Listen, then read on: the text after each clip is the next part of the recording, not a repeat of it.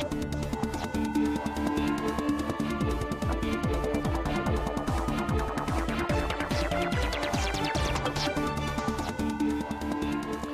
to the Economy Magazine. I'm Binyamin Tjong-Alvares with economic and financial reports of the day. Coming up, as Israel's tourist season approaches, business owners optimistic.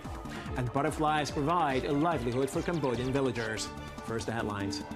Latin America's economy will have the lowest growth in over a decade in 2015, weighed down by low commodity prices, the IMF said. The multilateral organization projects growth in Latin America at 0.9% in 2015, down from 1.3% in 2014. Near-term prospects remain dim for South America, with output contractions projected in Argentina, Brazil, and Venezuela. But Chile and Peru, whose strong macroeconomic fundamentals provide an important buffer, are forecast to see a pickup in growth.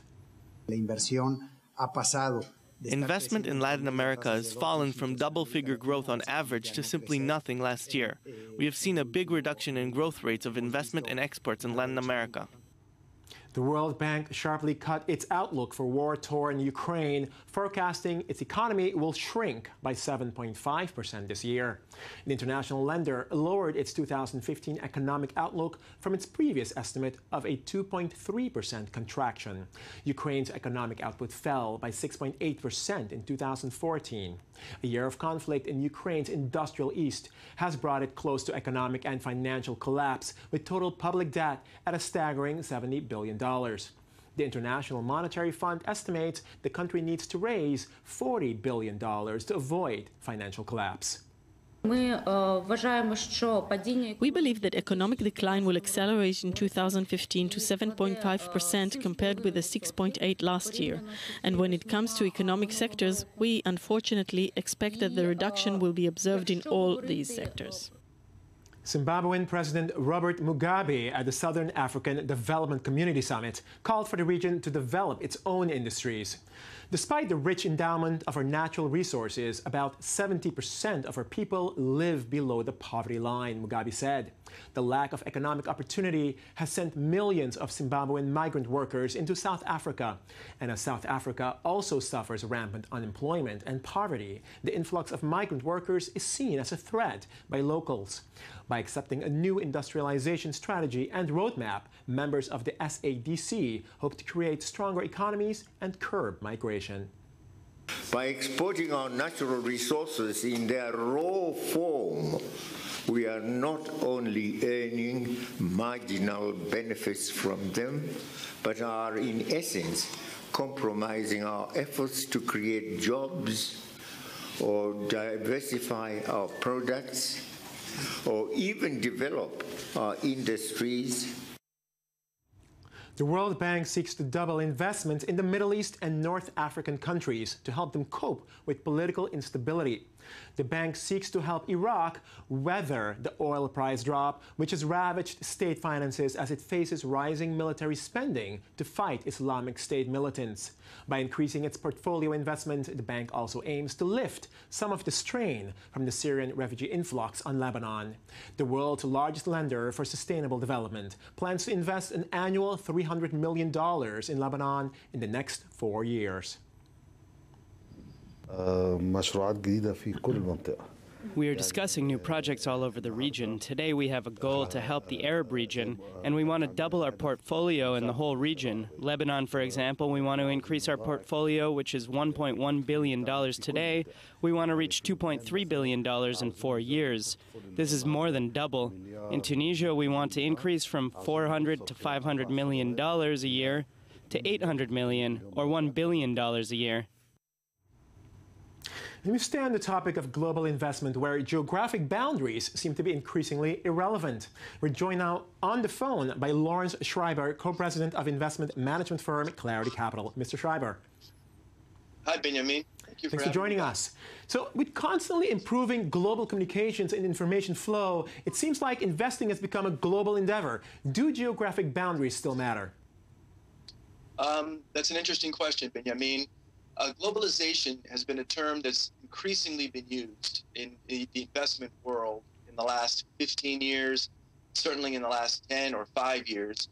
And there are examples where I would argue markets truly are global and regional boundaries, geographic boundaries don't matter as much. Two examples. One would be global companies. When you look at a company, for example, like Apple today, they are a US company, but their fastest growth is coming out of China in the last quarter. And they are held by investors around the world. They have sales around the world. They're a brand around the world. I honestly don't think they are operating with much of a constraint based on geography. Oh. And a second category would be industries. Oil and gas, for example, or gold are global industries because the commodities themselves are trading around the world. And I think an oil company in Northern Europe and an oil company in Western Texas are more affected by the price of oil than by anything happening in their own regional areas. Well, being that you're looking at it on a case-by-case basis, it seems. I mean, what are the factors that are preventing further globalization? The major barrier, I would say, to prevent further transparency and flows of cash is government intervention. By that, I mean legal impediments governments impose, regulations, taxes, tariffs, trade restrictions. Governments continue to put artificial barriers in place, which lead increasingly to a lack of transparency and a lack of ability for capital to flow to the most effective and efficient areas. One example of that recently was the United States, where foreign companies, non-U.S. companies in Europe and in Canada were acquiring U.S. companies because the non-U.S. companies had a lower tax base. And by acquiring the U.S. companies, they could combine the entities and lower the tax rate. Right. The U.S. government imposed massive restrictions on these so-called tax inversions and prevented the flow of capital. So you're creating a regional issue where U.S. companies won't trade at the most efficient prices. Okay, this is clearly a very complicated story. Well, Mr. Lawrence Schreiber, co-president of Clarity Capital, thanks so much for joining us. My pleasure. Happy to be here. Thank you. Summer is the tourist season for Israel, but with last summer's war still fresh in the minds of business owners, some view the coming season with a fair amount of trepidation. I-24 News journalist Shelby Weiner takes us on a trip to southern Israel for more information. Last summer, the war in Israel impacted the lives of those living close to the Gaza border. It especially hurt beach towns like Ashkelon, whose economies depend on tourism. Many business owners were left with none or frightened customers. The first alarm in the summer, we were here with a couple. We served them dinner. And the rockets started, and it was very inconvenient to stay here with guests. So we really hope that this year we will be able to do what we want. Summer is the tourist season for Israel, so cities like Ashkelon were left with little business for the year. Now, a year after the war, summer is coming again, and the city of Ashkelon is looking to help its businesses. For this summer, the city has some plans involving tourism in Ashkelon. They have a new branch dealing with tourism in Ashkelon. They've trying to put all of us together in a joint venture of bringing more tourists and giving them more interesting things to do. Hotels, restaurants, and water sporting companies are being brought together to boost sales with hopes for a full return of tourists this year. The effect is already starting to be noticed by regular visitors to the area. Also, there's a difference. There's a change and a difference. Today, people are more relaxed, more vibrant. The carnival here was amazing, especially since during the summer break it was bad for kids here. Huge change to what was before the war and during the war itself, of course. It's more fun to live here now. The atmosphere in Ashkelon is positive and hopeful. Businesses and residents are ready for the summer and its tourists. Time will tell if the economy will fully rebound 1 year after the war. Cambodia's Bante Sray Butterfly Center is the largest of its kind in Southeast Asia. While educating tourists about the life cycle of the colorful creatures, the center offers a source of income to nearby villagers who are paid to breed the local species. A rare moment of stillness. Most of the time, Cambodia's Bante Sray Butterfly Sanctuary is a blur of dazzling colours. Set in a lush tropical garden, it shows visitors the complete life cycle of the creatures, from tiny eggs to caterpillars to the finished article. You know, the butterflies are not increased, they are decreased. So these we set up these for protected some of the endangered species or conservation some of butterflies. And also the other idea is to create a job for the people who live in the community. The insects are bred by local villagers, who are provided with a breeding cage and taught how to recognise some of the dozens of native species. In peak season, they can earn around $150 a month. Every few days, Tjong-Alvares searches among the plants in her garden, collecting the eggs and caterpillars she finds. I was afraid of caterpillars and would feel sick. I would brush them away if I saw them on my shirt. But because I had no work, I decided to do this. Now I'm used to it. I'm not afraid of caterpillars anymore.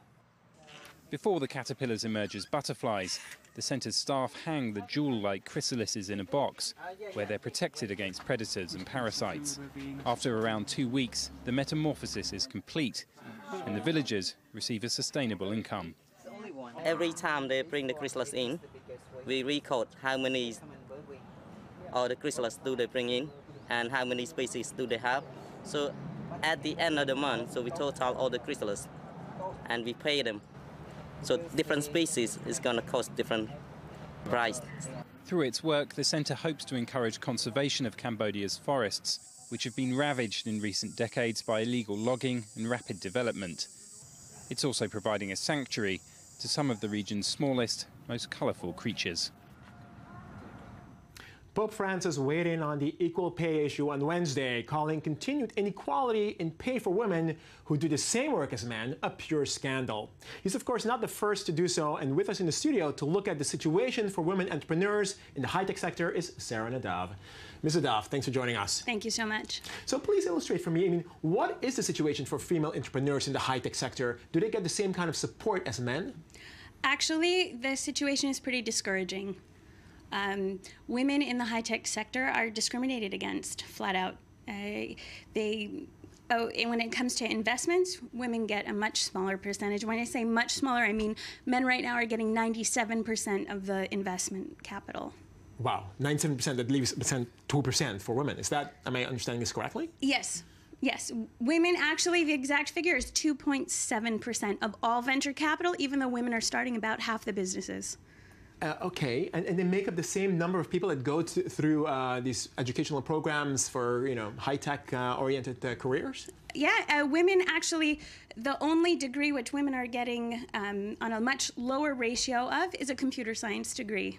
And everybody asks, okay, so where's the progress? Aren't we making progress forward? Actually, we're not. In 1985, 30% of computer science degrees went to women. In 2010, that number is down to 14%. 14%? Yes. So we're really actually doing much worse than before. Yes. Which I guess explains why we have situations like with Ellen Powell happening just recently. Well, exactly, because it's actually an issue of a workplace that women don't want to work in. They don't see themselves as the hoodie-wearing sneaker hero that's building these new companies. And it's also a problem with investors. Investors use something called pattern recognition. Right. They are used to seeing the Ivy League dropout in jeans and a hoodie, and that's who they're looking to fund. So, Ms. Nadav, you obviously are an entrepreneur yourself in the high-tech sector. What is your personal experience with this? My personal experience was founding a company, getting funded, and then realizing that there was what I call the glass door, not the glass ceiling, standing between me and investors, something which at first I couldn't quite recognize, but then it became very clear because it was blatant. My gender was referenced in investment meetings. It was an issue at tech conferences where there are very few women, and I felt like my kind of core competency was always being questioned in a way that isn't a match for the skills and accomplishments that I've achieved in my life. So being a hoodie-wearing geek, so to speak, computer geek, is not enough. Not that you are, but I'm saying.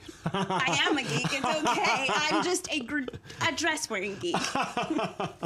Okay, what is being done in this sense? I mean, what is being done to make it better? Are companies like Google doing something to make it better? So there are two real standout events that I can see that are changing things. Sheryl Sandberg with Lean In, and that has kind of woken women up, and Ellen Pao with her lawsuit against the venture capitalist Kleiner Perkins. She didn't win the lawsuit, but it was a big win for all the women who felt validated for their experiences.